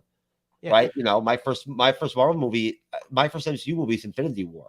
Yeah. Right. In the theater and whatnot. And so of course I'm jealous as shit though. Like, when all you guys come in and talk about all the original Ultron and the original Avengers in the theater and whatnot, I'm like, you motherfuckers. You know what I'm saying? Like in my head, that's what I'm thinking. Yeah. But but what I think needs to happen here for a lot of people is to I think they need to miss things for a while. Yeah. I think it's too taken for granted that we have all this stuff now. Let's miss things for a while. So when they do come back, maybe we have a renewed appreciation and a renewed interest in what's coming out instead of. I certainly know what that's like, Kyle. I think at an overarching level.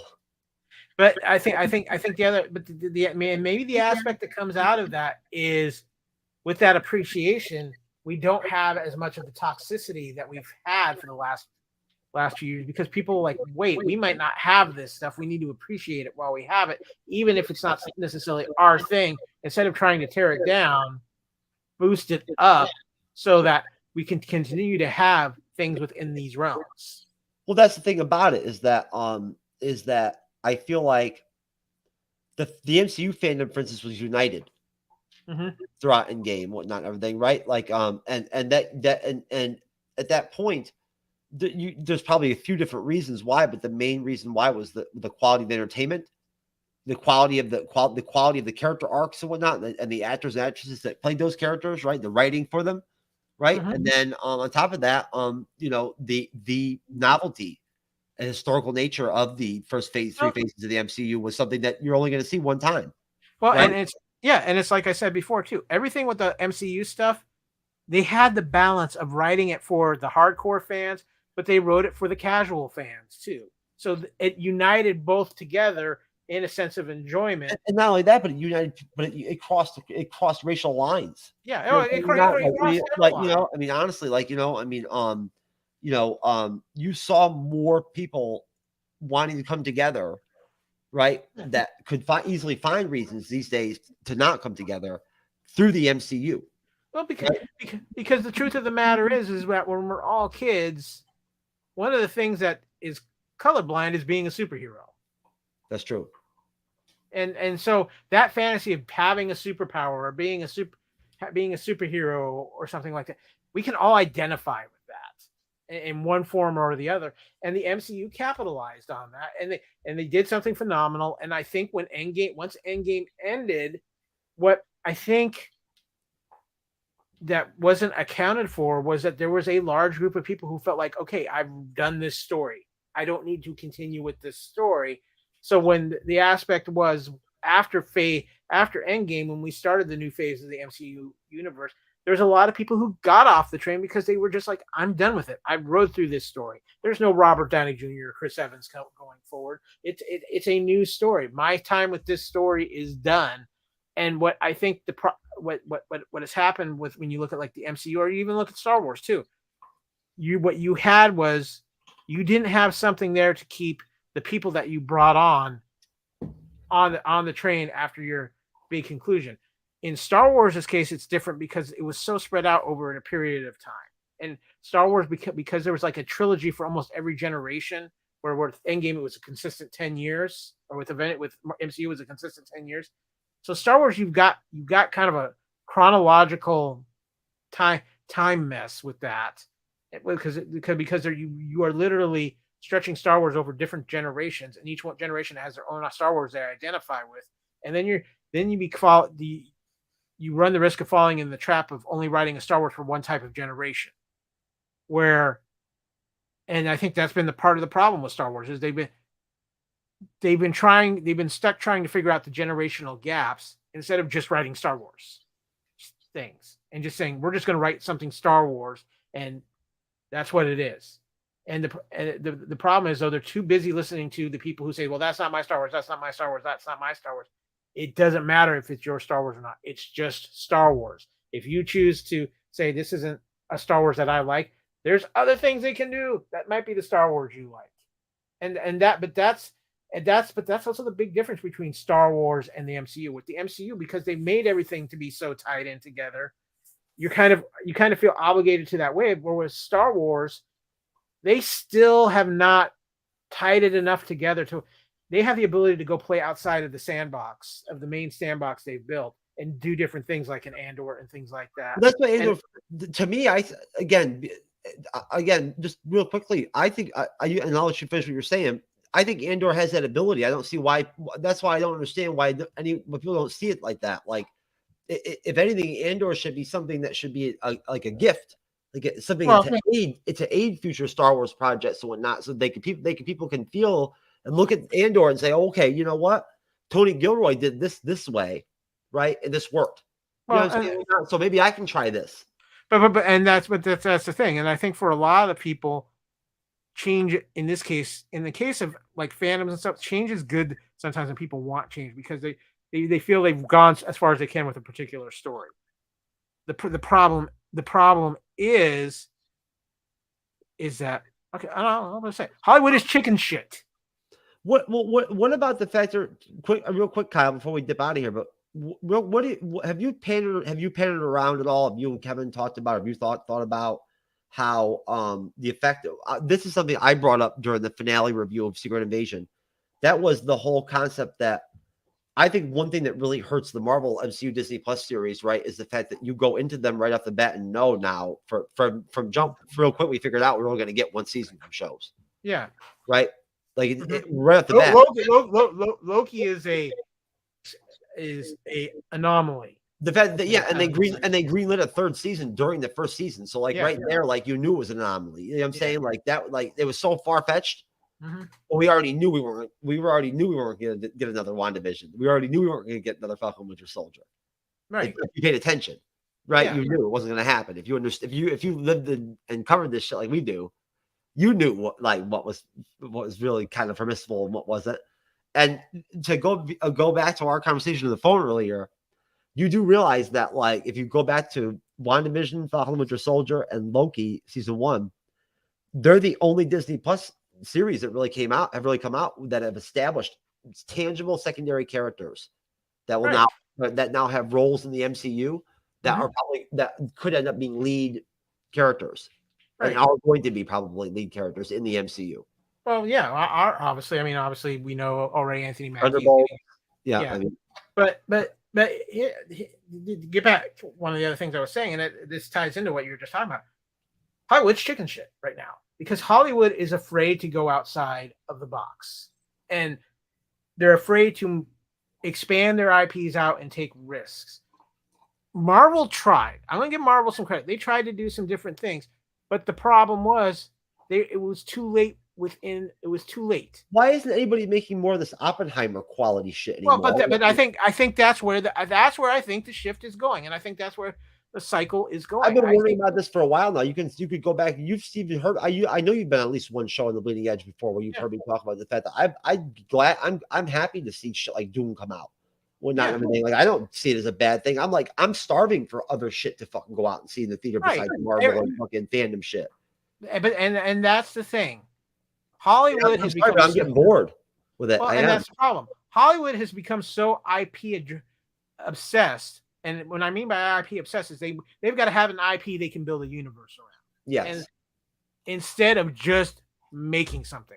And that's part of the problem. Yeah, the trilogies aren't good enough anymore.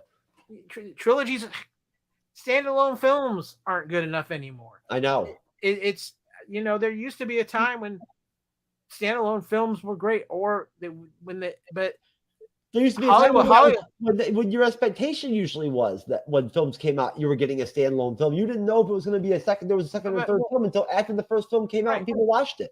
But the other problem is that unless you are a director who has just really established himself like a Christopher Nolan, and he even had to do a franchise to get himself established so he could do something like Oppenheimer or Tenet or things like that.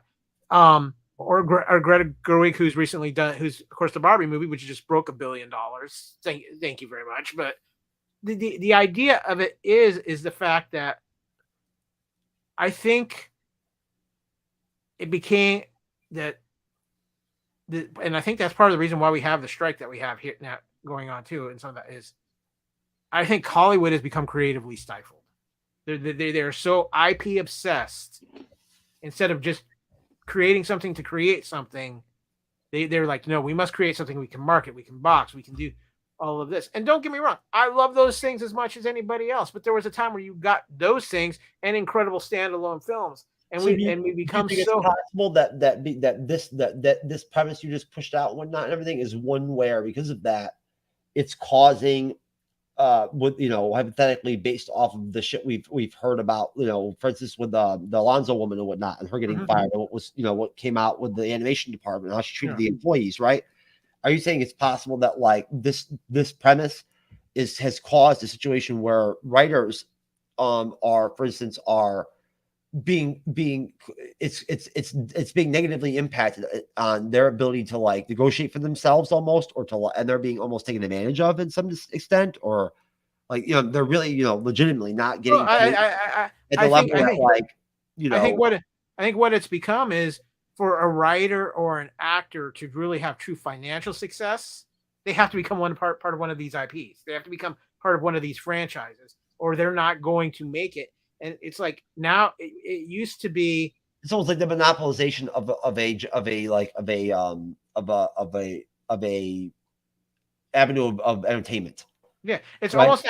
almost now become a rite of passage in Hollywood. You can't do your passion project until you've done one of these IPs. This is not like back in the day when like Ben Affleck and Matt Damon were able to sell Good Will Hunting when they had no reputation. Yeah, and now when people do make like standalone individual films, half the time they're just like artsy, left wing fucking politically driven, whatever, schlag crap. I've watched a couple of them and whatnot, everything. Well, I'll give you a perfect example of a film I'm actually very excited for that's coming out in September. That's Gareth Edwards' new film. Of course, Gareth Edwards, who did direct Rogue One, but his new science fiction film, The Creator. And I don't know if you've seen the trailer for this. I love sci-fi. But this it doesn't feel like franchise sci-fi. It feels like this is going to be a standalone science fiction movie that you're just going to go see it, enjoy the ride, and be done with it. Well, I wish I could do a trailer reaction with you on it, Kyle, but unfortunately, because of StreamYard customer support and StreamYard, I can't even do reaction videos. So thank you, StreamYard. Well, but like I said, go find the trailer for The Creator, look it up online. I am. And check it out, because I'm going to tell you what, I think it's going to be a very good film. I'm a Gareth Edwards fan. Obviously he directed Rogue One. I guess Tony Gilroy had a lot to do with Rogue One as well, but I'm a fan of some of his other movies, including Monsters, and I loved the Godzilla film. Well, I mean, did you hear about the films that we're going to be coming out with on our OnlyFans? Upcoming, we've got Avengers Age of Adel. Oh, so that was the sequel to She-Hulk Down Me. Is that what you're saying? Yeah. Plus a possible Oscar contender in a hard-hitting White Vision realizes he has no penis. No. Don't you realize that White Vision has already been cast to play Ken in Barbie 2? That was funny. I'm sorry, but the Avengers Age of Adel is absolutely hilarious. I have to laugh at myself on that one, folks. Every once in a while, even what's scary is I bet if you were to go Google it, there's probably a film with that title already. Oh my god. I'm sorry. I can't help myself, Kyle. This shit is Are funny you sure that isn't a film that already exists, Jeff? No, I just threw that shit together one night when I was fucking around during the show. Like I do most stuff. But anyways, no, let's get out of here, Kyle. Yep. It's an hour and a half. It's a good time. It's Sunday. I know you've got work to do. You got to go to work in the morning, and what do you call it? I've got to do another show tomorrow night. Oh, there you go. Yeah, but no, hey, like you said, I am looking forward to Ahsoka. I am looking forward to I am gonna just basically just flip this around, and I'm just gonna basically, again, I love it. I can just do more research now. I can rewatch episode 3 again, and I can do a better thumbnail. Although I'm starting to get irritated by. You ever have problems before with trying to translate your thumbnails onto StreamYard or whatever on YouTube? And for some reason, more YouTube than StreamYard. Well, for some reason I saw the thumbnail on Canva. Yes, I have Adobe. I just have a hard time with it. On Canva, when I did when I took the background off my image, my logo for Andor, it reinstituted it back in during the download process or something like that or whatever and whatnot. Even though it displayed on Canva after downloading as without the background, when I put it up on StreamYard, it had a background on it, a white background. I stripped it out. I don't know why. You know what I'm saying? It looks ridiculous and it drives me crazy. Got me on that one. Well, either way, no. But listen, Kyle, what would you like me to pull up? I mean, I have your True Believers up. Well, yeah, True Believers, the Phantom Podcast Network, fpnet.podbean.com. That's our that's the home for all of our audio podcasts. Or you can visit the Phantom Podcast Network YouTube channel as well, and that's where we put our videos of our shows up on there as well. You're seeing the latest episode of True Believers, where I have some very, very strong thoughts about the final episode of Secret Invasion, and I'll leave it at that. I can pull that up, brother. Okay. Yeah, and I will too, because I actually lately have been feeling good enough to where I actually have been able to sit down and carve some stuff out of some episodes and whatnot that I want to put out just to kind of like help other creators out and whatnot and everything, and make some short stuff and whatnot. But I went right back to the same shit. There you go. That's a true knowledge moment for you right there, baby. If there's ever been one. There we go. That would be That would be the Fandom Podcast Network page where you can see we have episodes up, including our Union Federation podcast where we cover everything with Star Trek and Marvel. True Believers, our MCU podcast. Time Warp, where we pick a year and we go through the movies of that year in multiple parts. Right now, we're doing the movies of 1983, which is a bit of an education. And of course, What a Piece of Junk, our Star Wars podcast that we have some great people working on that for us. And then one of my favorites, Couch Potato Theater, where we take a movie that we consider one of those movies that you may own it on DVD, Blu-ray, or whatever version, but if it pops up on cable, you're stopping and watching it anyway. So you guys do live stuff too? Oh yeah, we do. In fact, we just recently, our flagship show, Culture Clash, we've started a new segment which we call the franchise. We've done 3 so far of that segment. We covered the Fast and the Furious franchise when Fast X came out. We recently discussed the Indiana Jones franchise. In our most recent episode, we did the franchise Mission Impossible. I like how with your thumbnails you're trying to establish having using blending your brand colors and whatnot and everything into your thumbnails on a regular basis. Yeah, we try. I like that. That's actually really good marketing, and really good brand. If you're trying to grow your brand and whatnot, and everything and whatnot, that's a great way to do it. But yeah, if any of you people out there watching this great show, give us a visit, whether it's on our Podbean page or on our YouTube page. Give us a like, give us a share, give us a subscribe. We're always looking to try to grow our network and get the word out there, because one of the things we always do is, we like to say, we try to make podcasts and shows to feed your ears. So that's right. And I'm not going to lie, I haven't diversified myself and checked out a ton of stuff on the network and whatnot, but I even here and there will, in the background, when I'm doing things or when I'm doing research for shows and stuff and whatnot, I'll put on True Believers and whatnot and everything, right? Myself, just to kind of I guess in a way almost help fuel my creative process and whatnot. It helps to hear different people's opinions and whatnot, different creators and whatnot. I don't steal from anybody or anything like that and whatnot, but at the same time, I won't lie to you and say I've never, taken something, maybe kind of twisted a little bit in my direction. Well, there's a difference between stealing and brainstorming and trying to find inspiration. Or you just sometimes, if you're lucky, sometimes you can just call the creator on the phone and be like, "Hey, look, I really like the segment you did or whatever on blah blah blah. I want to use the same shit." No, or basically, it's like, "What the fuck were you talking about on that episode? I got issue." Yeah, occasionally. I mean, and that's the thing, honestly. And that's the last thing I'll say on a serious note. At least Secret Invasion is driving debate again in the MCU fandom. I think that's positive. Not only that, I'm going to throw this out real quick too before we cut out too. Something very interesting is happening here too, and I think this is a product also of the strike and lack of content. Miss Marvel is going to be aired on ABC. They have announced it that the Miss Marvel show from Disney Plus will be airing on ABC. Are they going to share? It's going to be on Disney Plus and on ABC. Correct. You can either watch it on Disney Plus, but they're also going to air it on ABC for people who may not have Disney Plus. Okay, and now, wait a minute, just so I remember correctly, because ABC was involved with the Netflix Marvel stuff, weren't they? And they were involved with Agents of S.H.I.E.L.D.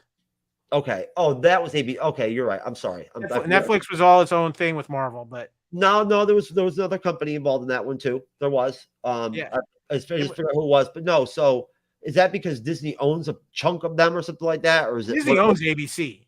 Disney owns ABC. Oh, that's right, they do. Okay. Yeah, that just makes sense though. That's just I'm sure you've noticed that I have a bunch of times lately when The Last of Us came out for the first 3 or 4 episodes, whatever, whatnot.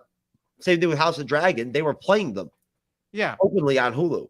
If you wanted to see them, whatever, they were right there. But after that was it. They cut them off. After 3 or 4 episodes, there were no more free episodes you could watch on Hulu. Yep, got to subscribe. Hey, it makes sense to me though. It's a good advertising promoting tool. They hook you in, right? Yeah. Well, that's the point. Hook you in, and then the next thing you know, they got your cash. Yeah. And I've got. I'm telling you, I'm paying for some streaming services that I've got free freaking. 1-year packages is on, and I'm lazy and I don't want to go and cancel the one, you know what I mean, whatnot, right? Yeah, exactly. I had to review some series or whatever for a guest appearance or some whatever. But anyways, hey, Kyle, it was good seeing you, brother. Yep, good to see you, Jeff. Sunday. Talk to you later. Yep, take care. Thank you to everybody on the Bleeding Edge. You're good. We love you. Yep. God bless you. やめろどうだな助けに来た男に殺される気分は